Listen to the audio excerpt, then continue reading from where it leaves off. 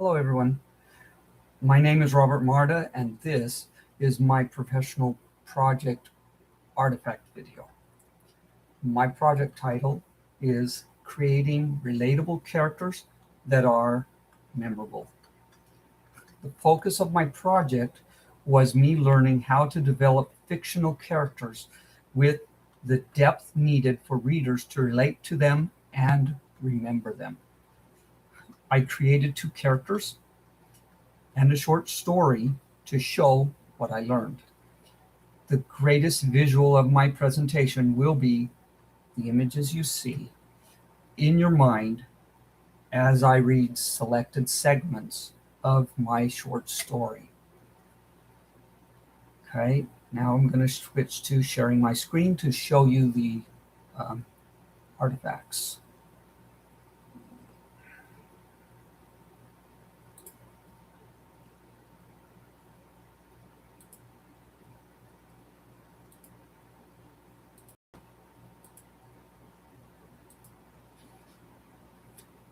Okay. I knew I needed a better character sheet to develop characters better. On the left is the character sheet I used before I created the one on the right as part of my project.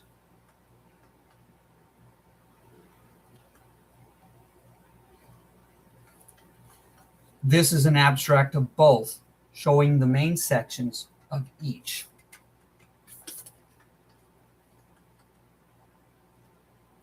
And here I show you how I consolidated and reorganized the old one on the left to the right, to the new one on the right, to guide me through the process of creating characters in a better, more organized way.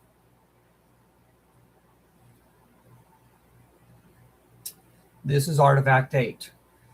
It's one of the things that I developed while doing my research as to what important character development techniques I needed to remember and use as I go through the process of creating the characters, each character. This is Artifact 11. This was the artifact I didn't anticipate until after the project had started. But I knew, I realized soon when I looked into flaws, weaknesses, and strengths that I needed an in-depth document to guide me through this process and to document what these were. And as part of it is the section on the definitions. So a minor character flaw is an insignificant flaw unique to your character that makes them memorable, but otherwise has no major impact on the story. That's a minor flaw. And then a major flaw is a noticeable mental or moral flaw that causes significant problems for your character. And these are usually problems that they have to overcome. Okay. And then there's also minor strengths, major strengths, and then weaknesses I found out were more limitations, vulnerabilities, or lack of skills, not really a flaw, a mental or a moral flaw. And then here is portions of the list of minor and major flaws that I made so that I could reference them and use them in creating characters. Okay, and you'll notice also that some of them are a minor flaw and a major flaw. And minor flaw means it doesn't really interfere with, it doesn't really help them. It just makes them memorable. Whereas a major flaw, in this case argumentative, that means that that'll probably interfere with them progressing and get them into trouble that halts their progress. That would be why it's a major flaw. Whereas a minor flaw might be argumentative, but it isn't really going to stop the story from moving forward. It just makes them memorable that they always argue with everybody.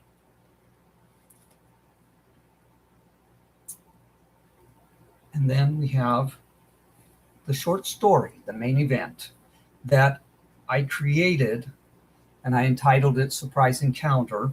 I will read segments of this to you in the segments that are surrounded in red. You can follow along if you want, or just visualize what is happening. Shen scowled. He was expecting his wife. Instead, a life-size holographic projection of his adult daughter, appeared beside him. She grinned and bowed. Gia, oh, her? Mom's helping her mom handle a rogue thunderstorm cloud in tropical forest biome dome 2. Her grin widened. She saluted her father and in a cheery tone said, so, I get to give you your morning briefing, Lieutenant Commander. Shen rolled his eyes. His daughter was in one of her silly moods this morning. Well, at least the report wouldn't be dull with the nuances and embellishments she would add.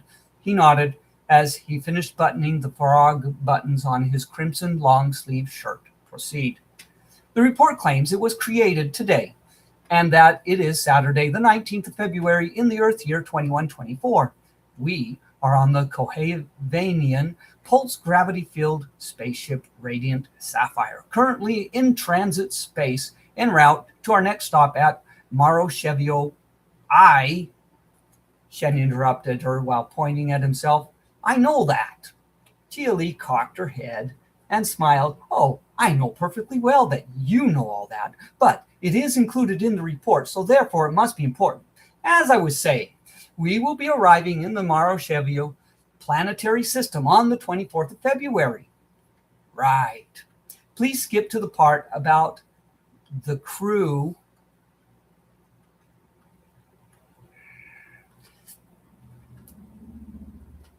I especially want to know about this Savant Saquidium, which is surely mentioned because of her recent promotion to head of cybersecurity.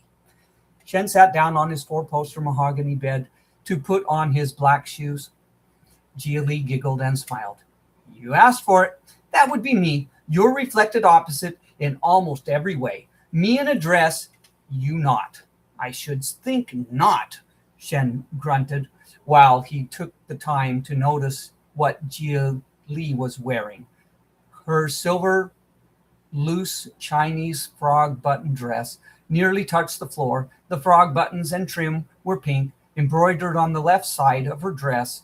From the waist to the shoulder was a bright red serpentine dragon, with both its yellow eyes glaring at him.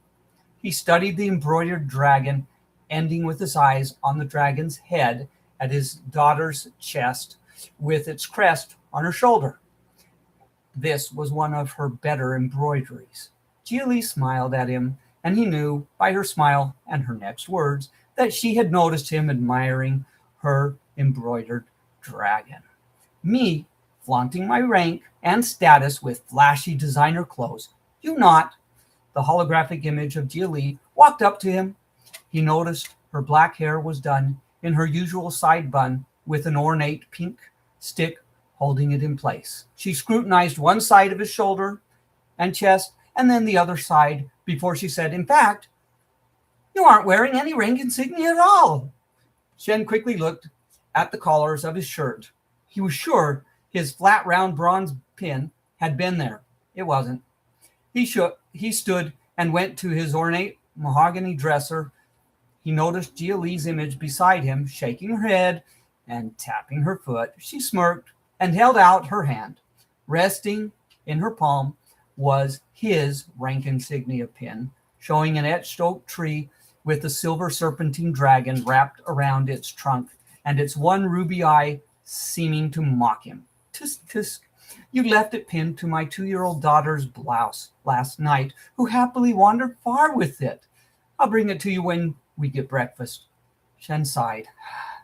How did he not remember doing that? Oh well, at least it was found. He rummaged in his drawer for his bronze headband and an elastic hair tie for the top knot he would do in his hair. He strode to his wife's ornate mahogany vanity. Me young, you not. I'm only 50. That makes you more than twice as old as me, hence old. Bah! And you, Chen pointed at her hologram, you forgot one. You sassy, me not. He had mimicked her flippant tone of voice with his last sentence, Jia Li flipped her hand over and cheerfully commented that it was one of her best characteristics. Jia Li had been actively tracking an anonymous admin account since the afternoon and into early evening.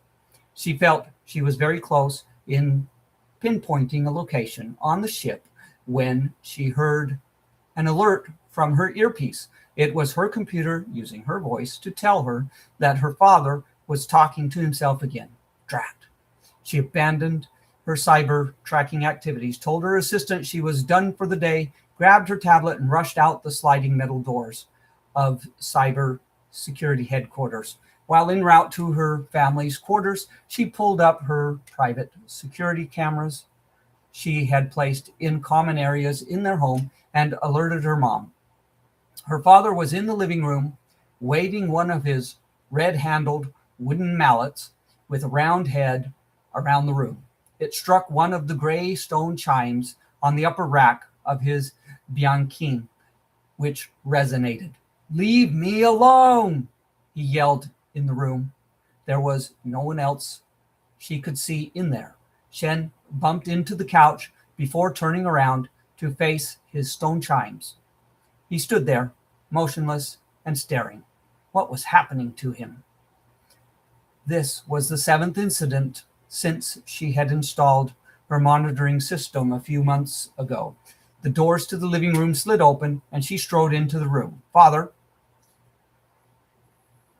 Shen whipped around and raised his mallet before recognition registered in his troubled brown eyes.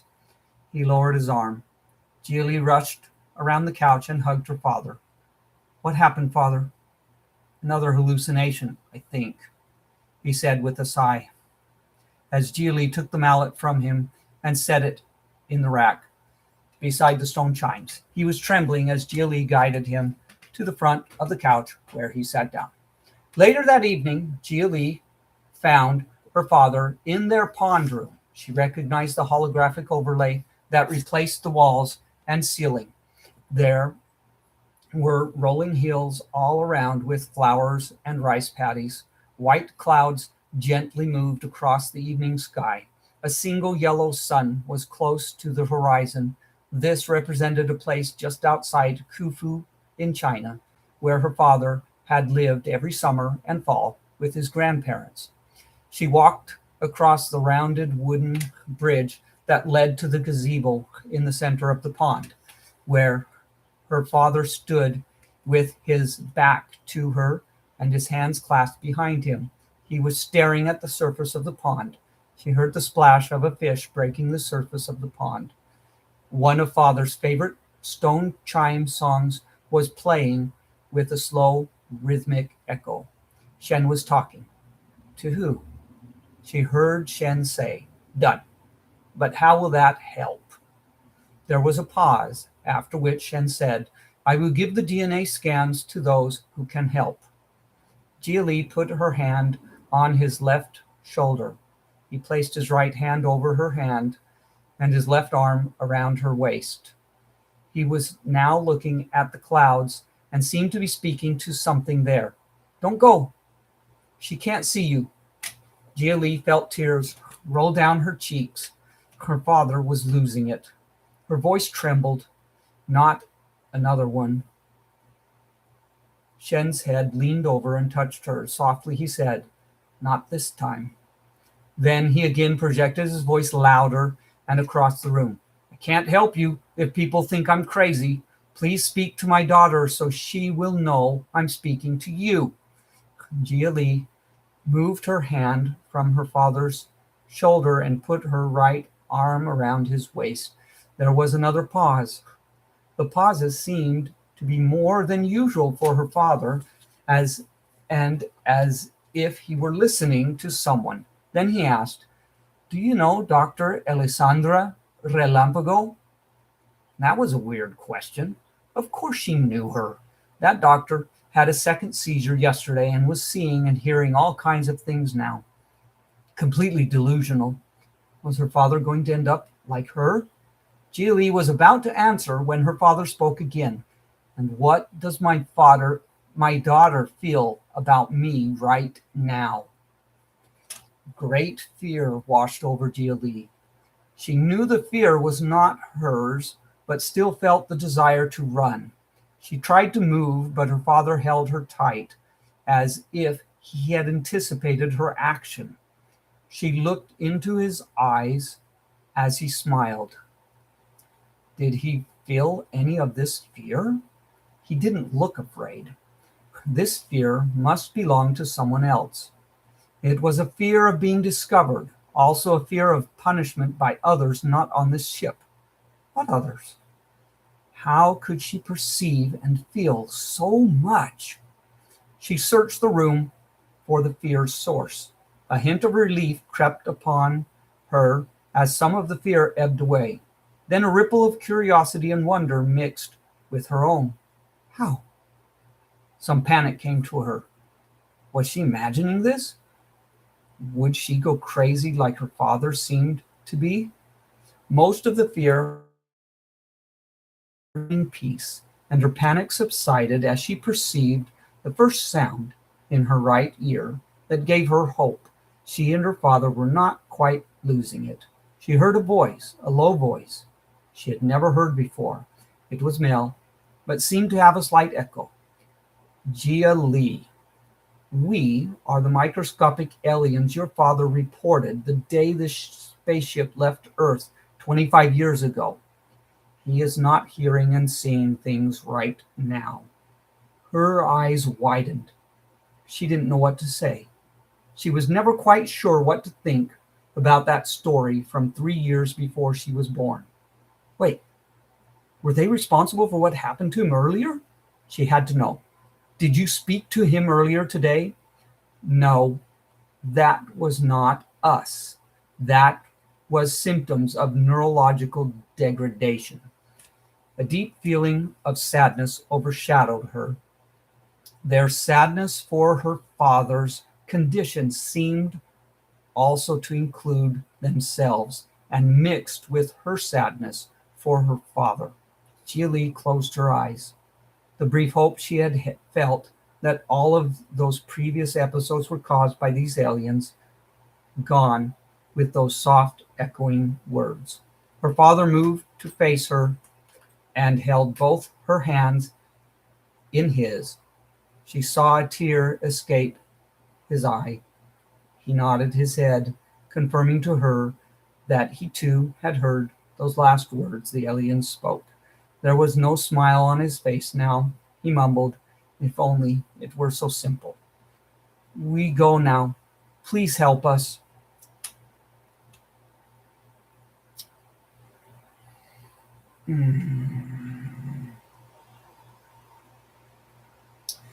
So now I'll show you the character sheets, at least portions of them, what went into making that short story. So this is Gia Lee's character sheet. I filled in the left side on the old character sheet before doing my research on how to develop characters better.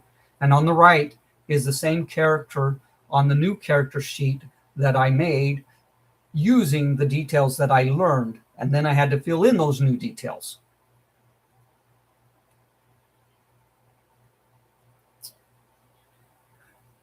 And this is all information on the new character sheet for Gia Lee. On the right is the new section, Strength, Weaknesses, and Flaws. The old character sheet did not have any of this information, which to me was very surprising because I've always known that characters have to have flaws. Nobody relates to a perfect character. And yet my character sheets that I used before didn't even have a place for this. Okay, this is Shen's character sheet. Again, on the left is the old, and on the right is the new. And then this is all information from the new character sheet, highlighting two of the other major new segments: the needs, wants, motivations, and goals. About all I had on the old one was some mention of goals or future plans. And then on the right is the scenarios, which help me to understand their personality better because this shows how they'll react in certain situations. And then the last artifact that I generated is artifact 10. And this one was meant to be a bunch of questions that would help me to give to readers for them to answer to verify that I'd actually done what I intended to do.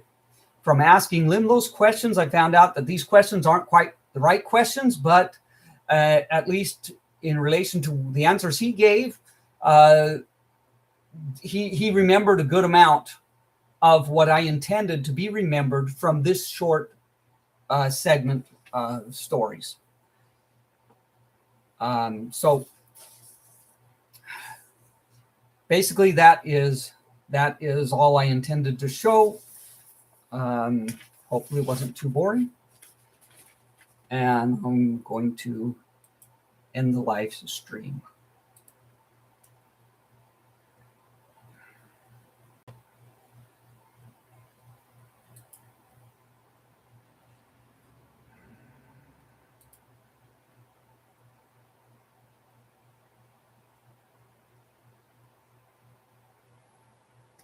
As soon as I figure out how to do it.